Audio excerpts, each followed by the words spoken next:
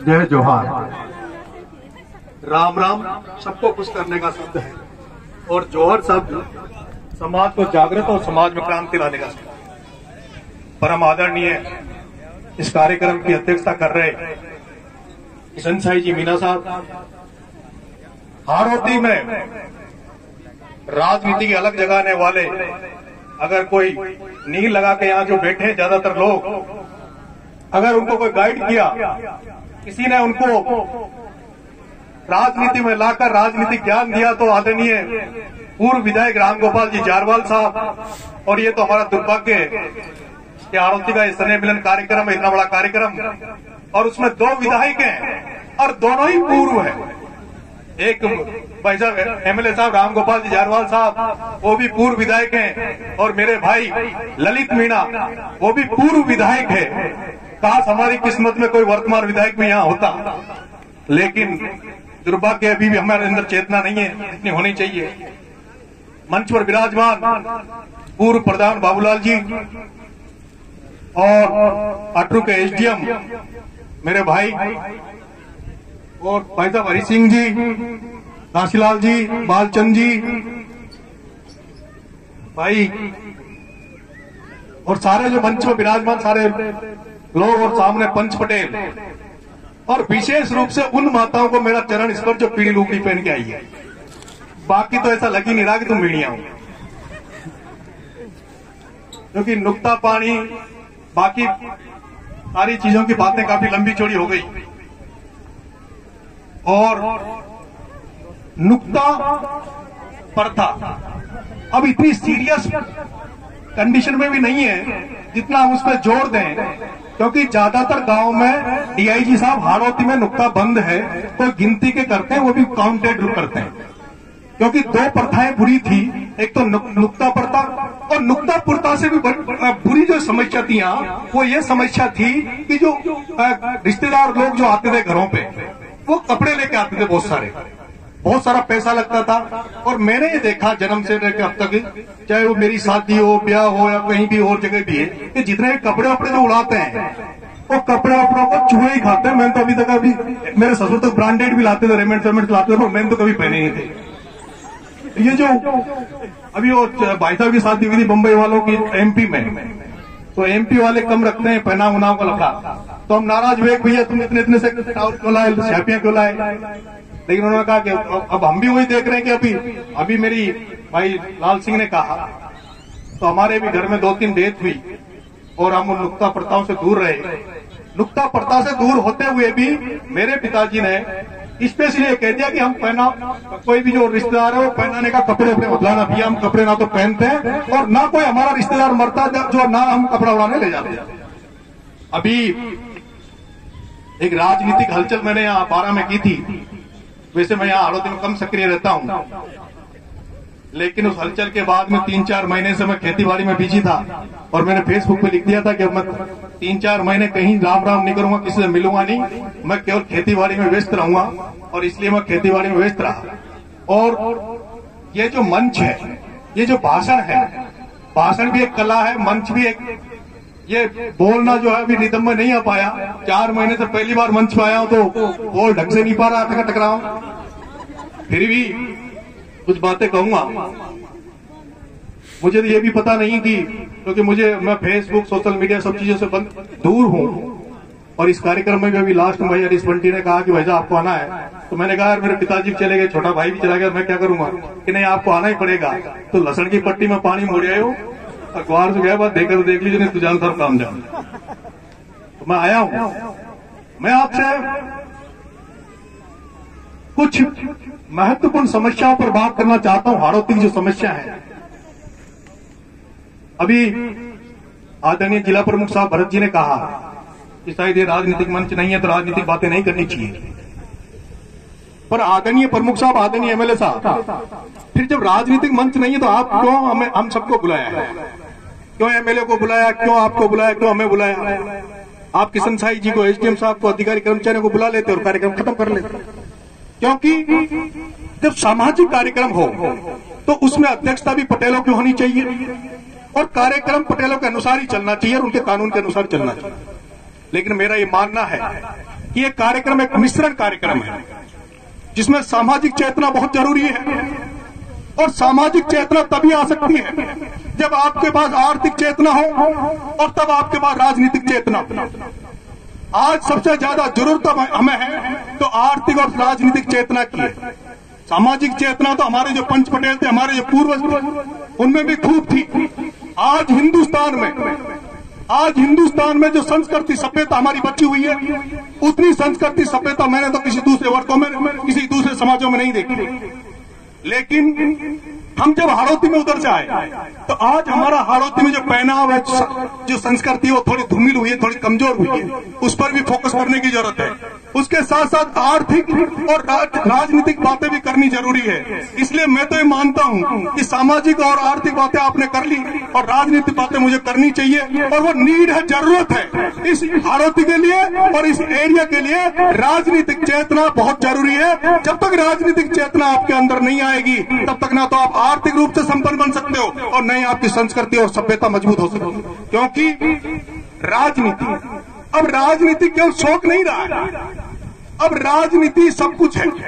पहले एक जमाना था जब राजा महाराजा हुआ करते थे, लेकिन आज हम ये देख रहे हैं कि राजा महाराजा गढ़ किले महलों को छोड़कर राजनीति में आ रहे हैं, चुनाव लड़ते हैं। और चुनाव लड़ते रहे, आपने देखा होगा हमारे यहाँ मुख्यमंत्री भी बनते हैं। आपने जब हाड़ौती की मुख्यमंत्री बनी जब भी देखा होगा, उदयपुर का कोई मुख्यमंत्री बना होगा तब भी देखा होगा, कोई जोधपुर का मुख्यमंत्री बना होगा तब भी देखा होगा। जिस एरिया से जिस समाज का व्यक्ति बड़े पद पे चला जाता है, उस समाज को पीछे मुड़ के देखना नहीं पड़ता, और ये केवल राजनीतिक कारण होता है। अगर आपके पास राजनीति अगर मजबूत है, राजनीति अगर दमदार है, तो आपके लोगों के उद्योग धंधे भी होंगे। आप लोगों को किसी के आगे गिड़गिड़ाना नहीं पड़ेगा, क्योंकि मुख्य जो है, मेन मकसद है, तो मेन मकसद तो अगर हमें कहीं जाना पड़ता, किसी काम के लिए जाना पड़ता, तो किसी न किसी नेता के दरवाजे पे ही जाना पड़ता है। चाहे आपको फैक्ट्री खोलनी पड़े, चाहे आपको पेट्रोल पंप खोलना पड़े, चाहे आपको खेती बाड़ी में सब्सिडी चाहिए, आपको कुछ भी करना पड़े, लेकिन लास्ट में तो हमें किसी न किसी दरवाजे पे अगर जाना पड़ेगा तो किसी न किसी नेता के यहाँ जाना पड़ेगा। मैं आपसे कहना चाहता हूँ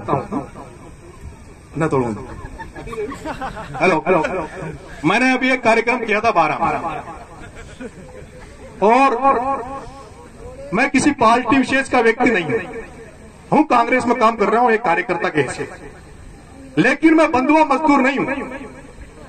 क्योंकि इससे पहले मेरा जन्म जात में कांग्रेस ही था, एनएसयूआई में पैदा हुआ, जन्म घर में कांग्रेस में पैदा हुआ। लेकिन जब मेरे समाज पर जब मुझे ऐसा लगा कि मेरा समाज संकट में, मेरे लोग संकट में, और मुझे बगावत करनी चाहिए, तब मैंने बगावत करी। अभी जो एक कार्यक्रम 12 में हुआ था, उसके पहले मैं जयपुर में बड़े नेता से मिलकर आया। उस बड़े नेता ने मेरे से कहा, क्या नरेश हाड़ौती में तो मीणा है ही नहीं? मनगा साहब, आपको किसने कहा कि वो जो आपके मंत्री संतरी आते हैं वो कहते हैं कि हाड़ौती में तो मीणाओं की संख्या नहीं है? तब मैंने उनको कहा, मनगा साहब, हमारे यहाँ 3 जगह राजपा 2nd नंबर पर रही। जब डॉक्टर साहब किरोड़ी लाल जी मीणा साहब ने पार्टी बनाई थी राजपा, और उस पार्टी में आप सबको ये पता कि पूरे राजस्थान में उस राजपा पार्टी में केवल हमारे समाज के अलावा दूसरे समाज ने टपकी भी नहीं लगाई थी। ये कह दिया था कि तो किरोड़ी लाल की पार्टी तो मीणाओं की पार्टी। तब मैंने उन नेताओं से कहा, मैं साहब, उस राजपा में हमारे यहाँ 3 जगह हम सेकंड रहे। हम पीपलदा में सेकंड रहे, हम छबड़ा में सेकंड रहे, और हम खानपुर में सेकंड रहे।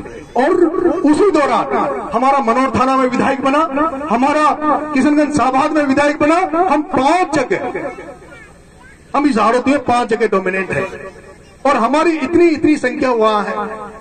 लेकिन दुर्भाग्य की बात यह है कि अभी तक हमारे वहां वो चेतना और जागृति नहीं आई। अभी भी लोग कांग्रेस और बीजेपी से बंधे हुए। और आपको कहना चाहता हूं कि जितने मीणा का नाम सुना ना, रमेश मीणो, मुरारी मीणो और रामकेश मीणो, ये जितना भी एमएलए बन रहा है अपना, ये कांग्रेस बीजेपी से बनना है। मारा भाई नहीं सोचता ना कांग्रेस बीजेपी से बने। रमेश मीणो बसपा से बन रहा है, रामकेश मीणो बसपा से बनो, मुरारी मीणो बसपा से बनो, ओम प्रकाश हुल्लो निर्दलीय जीत्यो। जिन्होंने ताकत दिखाई, जिन्होंने दमखम दिखाए, जिनके साथ समाज खड़ा रहा, वो निर्दलीय जीत के आए और दूसरी पार्टियों से जीत के आए। और बाद में कांग्रेस बीजेपी ने ये 5 बजे पूछ हलाते उनको वोट चली गई, और पूछ हला टिकट भी देवा ला के 5 पार्टी में। जब तक आप दम नहीं दिखाओगे, जब तक आप दमखम नहीं दिखाओगे, जब तक आप पार्टियों के बंधुआ मजदूर होगे, तो आपका भला भला नहीं होने वाला है। फिर मैं यहां आ गया साहब, कार्यक्रम किया। मैंने शुरू से ही देखा था। अभी मैं आदरणीय एमएलए साहब रामगोपाल जी झारवाल साहब के गांव गया था और इंटरव्यू लेने गया। वो इंटरव्यू में अभी थोड़ा खेतीबाड़ी में बिजी हो गया, मैं उसको एडिट करके वो वीडियो पे सोशल मीडिया पे डालूंगा।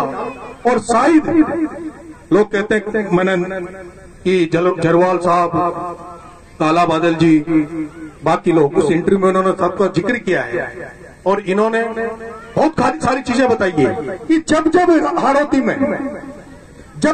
में किसान कम्युनिटी का व्यक्ति कोई भी राजनीति में जब आता है तो सारे लोग मिलकर उसको मारते हैं। केवल मीणाओं का नहीं है सवाल, चाहे वो धाकर हो, शिवनारायण जी नागर को घर बिठा दिया, ये अपने अंताना था एक छत्रपुर जी नागर, उनको घर बिठा दिया।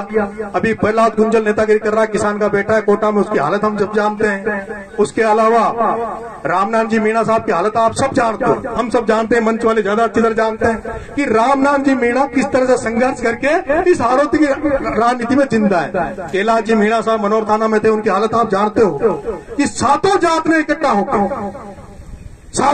इकट्ठा होके और यहाँ जो बैठे हैं यही प्रमोद जैन भाई जो कांग्रेस का ठेकेदार है, ये जो प्रमोद जैन भाई जो कांग्रेस का ठेकेदार है, इसने सब जातियों को लामबंद करके उस कैलाश मीणा को वहां चुनाव हराने गए। तो ये लोग ये आपका वो क्या बोलते हैं बल्लू भैया, वो बल्लू भैया है। अरे बाणिया को छोड़ो ना, मासूम बटो लड़ाई में लड़ सके 20 साल में जाता है। पैसों के अलावा इस भाया की शक्ल देखी तुमने? भाया की शक्ल मेरे से अच्छी नहीं है, मेरे से अच्छा बोल नहीं सकता, ठीक है, लेकिन अब पैसे वाला भैया है, पैसे का भैया है। लेकिन मैं आपसे कहना चाहता हूं कि जैसे मैं आंदोलन करके आया, जेल गया, तो लोगों ने कहा तब तो भाया ने डंडा पड़ा दिया, छान हो गयो। हाड़ौती के लोग तो ऐसे ही बेचारे, अरे आप भाया ने इलाज कर दो तो ठंडो हो गयो, अब तो चुप हो गयो। मैं नरेश मीणा हूं, मैं ठंडे वाले होने वाला नहीं हूं। मैंने तो 12 की धरती पे कहा कि भाया और जो तुम राज कर रहे हो, एक बार बीजेपी, एक बार कांग्रेस, एक बार बल्लू भैया, एक बार प्रमोद जैन भाया। आदरणीय किशन साहब जी से मेरा इंट्रोडक्शन हुआ था एक बार, और इंट्रोडक्शन कहाँ हुआ आपको बता देना चाहता हूँ।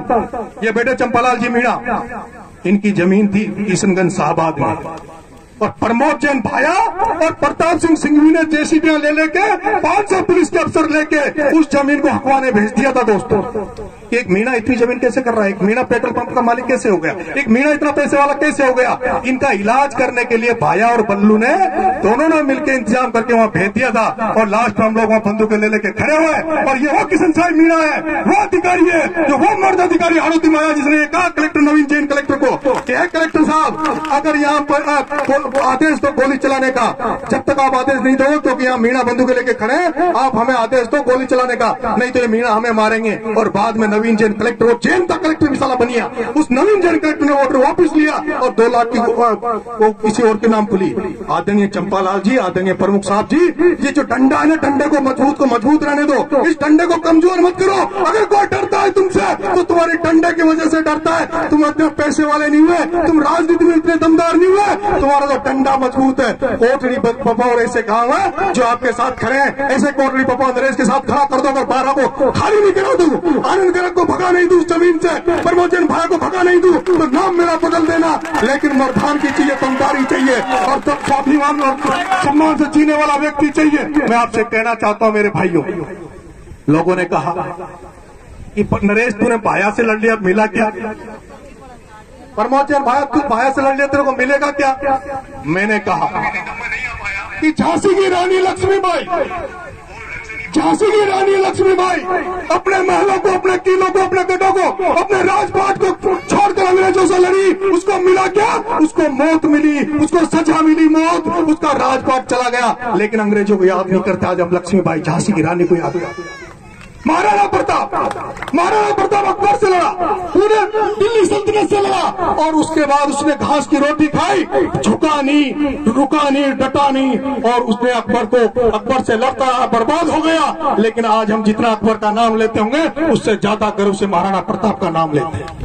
इस बारह की धरती पर इस प्रमोद जैन भाया के खिलाफ कोई बोलता नहीं था, नरेश मीणा उसके खिलाफ बोल रहा है। मर भी जाऊंगा तो कोई परवाह नहीं है, बर्बाद हो जाऊंगा तो कोई परवाह नहीं है। लोगों को अगर आशीर्वाद मिलता रहा तो उस बनिया को इस बारह की धरती से भगा के भी रहेगा ये बेटा। और अगर राजनीति से नहीं जीता, अगर राजनीति से नहीं जीता, साम दाम दंड में, राजनीति में कहते हैं साम दाम दंड में चारों मजबूत होने चाहिए। अगर 3 कला से नहीं जीता तो लट से जीतूंगा, लेकिन उसको भगा के रहूंगा। ये मैं आपके सामने सौगंध करता हूं, क्योंकि मेरे पिताजी भी पटेल, वो भी डरते हैं। और यार भाइयों तो शांचे, भाइयों शांचे, अरे मैं ये भाइयों का भी कोई ना कहीं पानी जो यार पानी को छोड़ो छे, और परियाओं में कितनी दम होती है आप अच्छी तरह जानते हो। मैं आपसे कहना चाहता हूँ, मैं टॉपिक पे आता हूँ, बात पे आता हूँ। हाड़ोती आपको सबसे पहले ये तय करना होगा कि आपकी संख्या कितनी है हाड़ोती। आपको यही पता नहीं है कि आपकी संख्या कितनी है। जितनी सवाई माधोपुर, करौली, दौसा में मीणा है, उतनी संख्या आपकी है, उतनी संख्या आपकी है। आपको संख्या बल का पता नहीं। मेरे पीपलदा इटावा के भाई कहते थे कि भाई साहब प्रहलाद गुंजल जब एमएलए था ना, और प्रहलाद गुंजल जब एमएलए नहीं भी है, तब भी गुजर जो दूध बेचवा हो कोटा में, वो हेलमेट नलगा और पुलिस की औकात कोई ना जो उनको हाथ दे दे। मन के एक बार नरेश ही बना दे, फिर देखिए मजा, फिर तुम करना राज। थर्मल अडानी आपका कवाई का प्लांट, आप कहते हो आर्थिक रूप से कवाई के प्लांट पे लाखों रुपए की रोज रात बिकती है दोस्तों, लाखों रुपए, करोड़ों रुपए कमा रहे हैं, लेकिन आपका एक भी आदमी नहीं कमा रहे। छबड़ा में आपके एरिया में थर्मल है, 1 रुपया आप नहीं कमा रहे। और जब मैं अटरू जेल में गया दोस्तों अभी, तो मुझे आधी जेल मीणाओं से भरी मिली। कितनी जेल? आधी जेल। मैंने कहा भैया हो क्या रहा है, तुम कैसे क्या? उनमें से भी आधे लोग निर्दोष।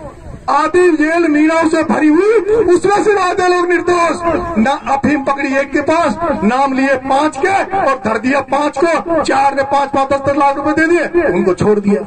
मना कारण क्या है? कि साहब कोई नेता ही कोई न मांगे। उन्हें नेता छे ना चंपालाल जी से, बाबूलाल जी से, वो तो थोड़ा दिन तो गर्म होया जा, पर पाचा ठंडा हो गया। उन्हें पीछे ठंडे क्यों हो गए? तुम में दम नहीं होगी, इन्हें समाज तो करी दम। पर बात यह है कि हम अभी सक्षम भी नहीं है। हम जिन लोगों से लड़ना चाहते हैं उनसे लड़ने के लिए हमें आत्मबल नहीं है, और उसके बाद में हमारे पास साधन और संसाधनों की कमी है। मैं आपसे कहना चाहता हूं, नरेश मीणा अकेला काफी है, लेकिन आपको पता है, क्योंकि मैं कोई धन्ना सेठ का बेटा नहीं हूं, मैं एक किसान का बेटा हूं। और मेरी कंडीशन खेड़ीकारी आसपास का जो जानता हुआ अच्छी तरह जानते हैं कि केवल एंड केवल मैंने आज दिन तक 2 रुपए कहीं कमाए नहीं। मौके तो आए थे जयपुर में बहुत कमाने के, लेकिन किसी जमीन जायदाद पे कब्जा करने की नीयत नहीं थी। इसलिए आज भी डिपेंड है, तो कल खेती बाड़ी पे डिपेंड है। अब सोच रहा हूँ थोड़ा बहुत लसन कटिया हुआ, फिर दोबारा रैली कर देंगे, फिर नाटक नोटरी कर देंगे, फिर तुम्हारा कमा कर देंगे। कमाता हूँ तो मेहनत करके कमाता हूँ और खर्चा भी करता हूँ। मैं आपसे कहना चाहता हूँ, आपको जगने की जरूरत है, संख्या बल की जरूरत है। और आदरणीय ललित जी एमएलए साहब, दोस्तों सबसे ज्यादा खुशी मुझे होती है ना, तो इस एमएलए ललित मीणा से होती है। पूरी 12 में जितनी तारीफ इसकी है, सारे युवा, पहली बार मिला और मैं इनसे आज दिन तक मैं एमएलए साहब से मिला नहीं, पहली बार मिला हूं। मेरे आंदोलन के टाइम पे फोन पे बात हुई थी, इन्होंने कहा नरेश जी हर तरह से आपके साथ है, हर तरह से आपकी मदद करेंगे। और एमएलए साहब, मैं इस मंच से कहना चाहता हूं कि आप पूर्व विधायक तो हो ही, आप भावी विधायक भी हो। आप हम सबकी तरफ से भावी विधायक हो, आपको कोई रोक नहीं सकता, आपको कोई टाल नहीं सकता। और हमारे जो अधिकारी कर्मचारी आते हैं, प्रमुख साहब, अब आप तो तालमेल बिठा लेते हो। अब जो अधिकारी कर्मचारी हाड़ौती में आते हैं, वो सोचते हैं कि तो नरेश मीणा तो भाया को गाली देता है, ये तो कांग्रेस के नेताओं को गाली देता है, बीजेपी के नेताओं को गाली देता है, तो इनसे राम राम नहीं करेंगे। मेरे से डरते हैं, मेरे युवा साथी मुझे काम बताते हैं, मेरे काम होते नहीं है। कई बार जब नेता की दुकान बंद हो जाती है, नेता का फोन पे काम नहीं होता है, तो भी नेता बैकफुट में चला जाता है, नेता गायब हो जाता है। आधे कारण तो गायब होने का मेरा ये रहता है कि दुकान में सामान है नहीं, चलती है नहीं, अधिकारी नेता मानते नहीं है, तो क्या करें, चुप हो जाए। लेकिन मैं जब वहां जयपुर में अधिकारियों के बीच में बैठता हूँ, लोगों के बीच में बैठता हूँ, तो वो लोग कहते हैं कि यार नरेश तुम्हारे यहाँ जमीन जायदाद खूब है, लेकिन दम नहीं है। आदरणीय किशन